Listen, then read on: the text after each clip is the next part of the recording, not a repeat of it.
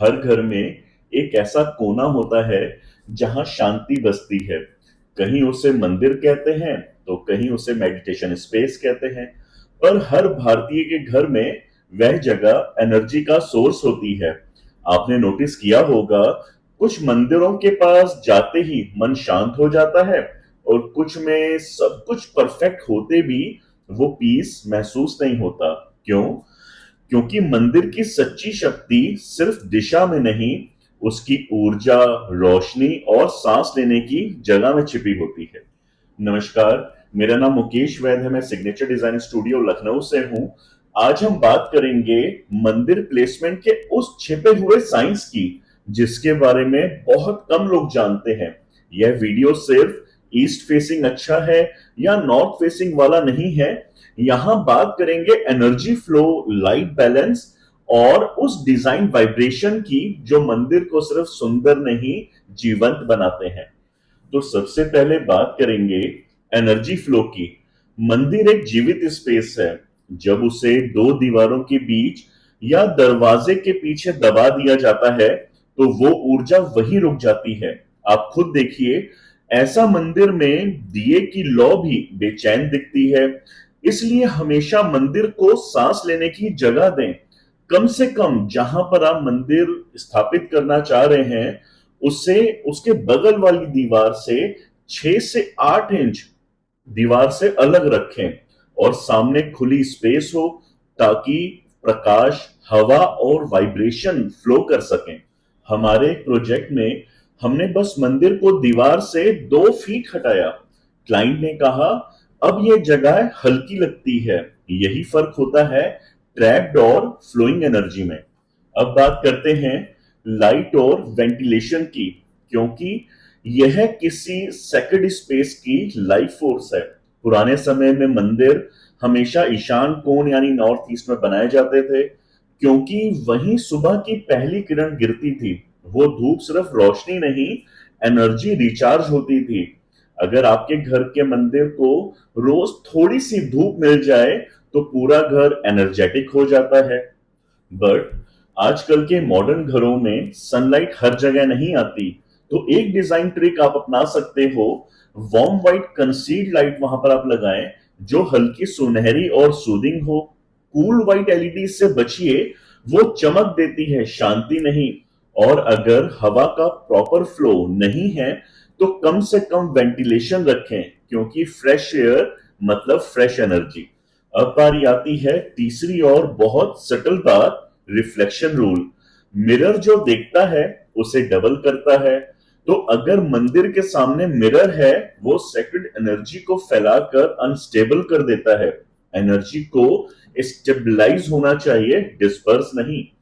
लेकिन अगर mirror side में है तो वो दिए की लॉ को सॉफ्टली एम्पलीफाई करता है, जिससे ऑरा बढ़ता है और हमारे घर में जो एनर्जी है वो फ्लो करती है। तो कुछ रूल हैं मंदिर में मिरर को यूज करने के, वो आप हमेशा याद रखें। तो मंदिर के सामने हमें मिरर नहीं लगाना है। साइड में मिरर हम यूज कर सकते हैं, जैसा हमने अभी डिस्कस किया। और मंदिर के बैकड्रॉप पे तभी आप मिरर लगाएं जब वो सिर्फ लाइट रिफ्लेक्ट करे, आइडल्स नहीं। Now we will talk about materials and colours energy. हर मटेरियल की अपनी एक वाइब्रेशन होती है और वही वाइब्रेशन आपके मंदिर की ऊर्जा को तय करता है। तो सबसे पहले हम बात करते हैं मार्बल की। आपने कॉमनली देखा होगा कि मंदिर मार्बल्स में बनाए जाते हैं। देखने में रॉयल और प्योर होता है, सफेद चमक, परंतु पवित्रता का एहसास देता है। पर मार्बल एक ठंडा मटेरियल है, यानी विजुअली प्योरिटी ज्यादा है, इमोशनली वार्मथ कम है। अगर आप मार्बल में मंदिर बना रहे हैं तो उसे ब्रास डिटेलिंग या वार्म लाइटिंग से बैलेंस करें, ताकि एनर्जी सिर्फ साफ ना लगे, महसूस भी हो। सेकेंडली, मंदिर वुड में भी बनाए जाते हैं। ये सबसे ग्राउंडेड मटेरियल है। नेचुरल ग्रेन्स, हल्की अर्दी खुशबू और ऑर्गेनिक टेक्सचर ये स्पेस में वार्मथ और बिलोंगिंगनेस लाते हैं। वुडन मंदिर घर के माहौल में अपनापन जोड़ता है। वॉलनट या टीक जैसे डीपर टोन स्टेबिलिटी का सिंबल है। अब बात होती है ब्रास और कॉपर की। ये मेटल एनर्जी कंडक्टर्स हैं। जब दिए इनसे बनाते हैं, उनकी लौ सिर्फ जलती नहीं, वाइब्रेशन फैलाती है। ब्रास पैनलिंग या कॉपर इनले से मंदिर में स्पिरिचुअल ब्राइटनेस आती है, बिना हार्शनेस के। सुनाओ, अब हम बात करते हैं ग्लॉसी लैमिनेट्स की। ये सिर्फ रिफ्लेक्ट करते हैं, एब्जॉर्ब नहीं करते। उनमें एनर्जी टिकती नहीं है। वो स्पेस को टेम्पररी शाइन देते हैं, परमानेंस नहीं।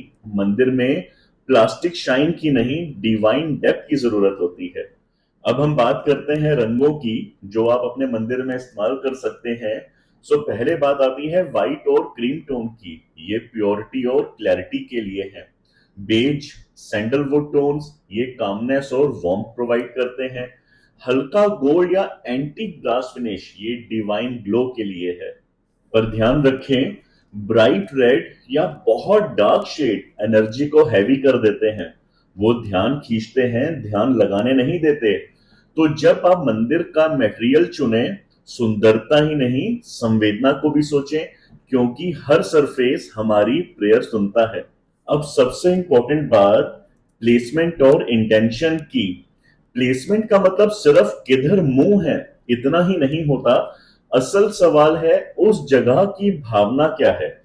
अगर मंदिर लिविंग रूम में है, तो उसे टीवी या एंटरटेनमेंट जोन की सीधी लाइन में मत रखिए, क्योंकि दोनों जगहों की एनर्जी बिल्कुल अलग होती है। एक जगह नॉइस को एम्पलीफाई करती है और दूसरी साइलेंस को। अगर दोनों एक लाइन में होंगे, तो दोनों की वाइब्रेशन क्लैश हो जाएगी। बेहतर है मंदिर को साइड वॉल या कॉर्नर में रखें, जहां आप बैठकर भगवान से बात कर सके, ना कि रिमोट से चैनल बदलें। और अगर मंदिर निश या वॉल कैबिनेट में है, तो उसकी ऊंचाई बहुत मायने रखती है। ध्यान रखें, मंदिर हमेशा बैठते वक्त आंखों के लेवल पर होना चाहिए, ताकि आपकी दृष्टि और श्रद्धा का स्तर एक समान हो। अगर वो बहुत ऊपर होगा, तो कनेक्शन फॉर्मल लगेगा, पर्सनल नहीं। और अगर बहुत नीचे होगा, तो सम्मान की एनर्जी कमजोर पड़ जाएगी। इसलिए सही ऊंचाई वही है जहां नजर आते ही मन शांत हो जाए। और अगर आपके पास सेपरेट पूजा रूम है, तो याद रखें, उसके दरवाजे के ठीक सामने क्लटर या स्टोरेज कभी ना रखें, क्योंकि एनर्जी वहीं अटक जाती है। पूजा रूम का एंट्रेंस हमेशा क्लियर होना चाहिए, ताकि पॉजिटिव फ्लो बना रहे और घर में फैल सके। और अब सबसे जरूरी बात, इंटेंशन की। कई बार सब सही होता है, दिशा, रंग, मटेरियल, पर मंदिर फिर भी कनेक्ट नहीं करता, क्योंकि हम वहां बैठते हैं पर मन घूमता है काम, फोन और टेंशन्स में।